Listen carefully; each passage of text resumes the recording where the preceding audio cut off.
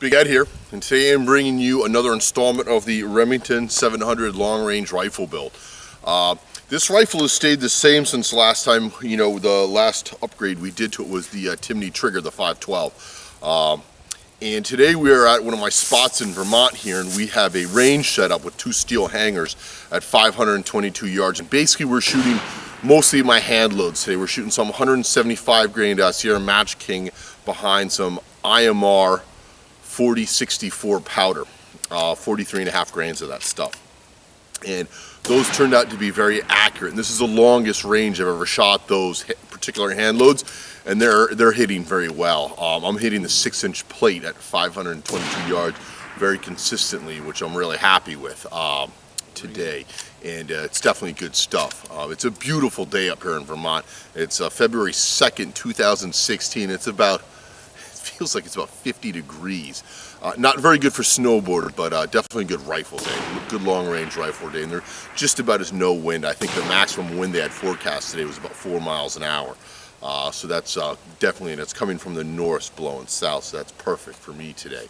Cross breeze, it's very little. So another thing I wanted to get into, when you shoot a rifle long range, when you shoot something up close, it doesn't matter as much, but the farther distance you get out, the more arc you have, the more drop you have in your bullet, your projectile. So it's more important to have a good quality ammunition that you're shooting, or a good hand load that you've made up.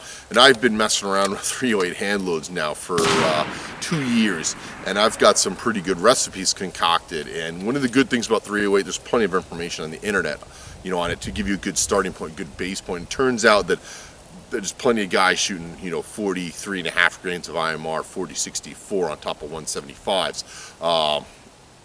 And it works out great for them. But that's very important, and I can't recommend enough get good consistent ammunition. Don't just go to a big box store and buy the cheapest 308. I mean, you can get it out to 500 yards, and some of it shoots pretty well, but you're much better off shooting a good match grade ammunition. I'm a big fan of Federal Gold Medal Match 168s out of this gun. Shoot perfect. So here's my shooting area right here, and I just wanted to give you exactly the idea of my range right here I'm shooting at. And again, it's 522 yards. As you can see, I have all my goodies here. I obviously have the rifle. I forgot my real shooting mat in New York, so I have a $8 yoga mat here. But I got my spotting scope. I got my range finder. I've got all my hand loads. I got some factory ammo I use to warm up the barrel with, and I got some extra targets to do a ladder test with. So let's go and we'll zoom in at what we're shooting at right here.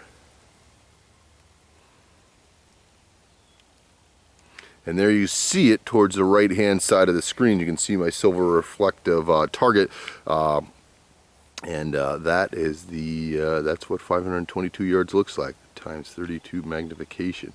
So we're going to go ahead and we're going to take a couple more shots at that bugger.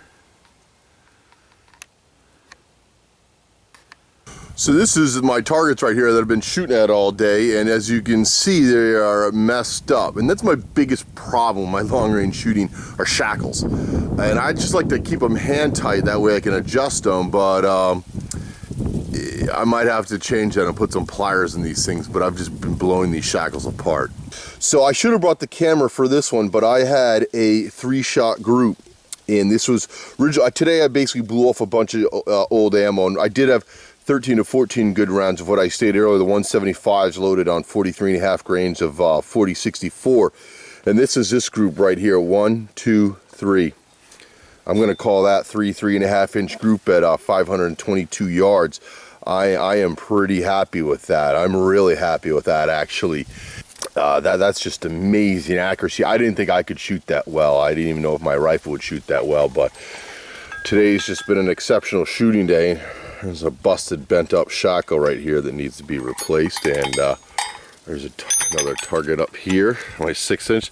We connected with this once or twice today with the good stuff, but then I just basically emptied out a bunch of ladder tests. And my targets fall apart, and then they twist the other way, and then you can't see them at that range. Also, the silver paint is much better than this red paint. This red paint, when it gets a shadow on it, you can't see it. The sun's got to be on it.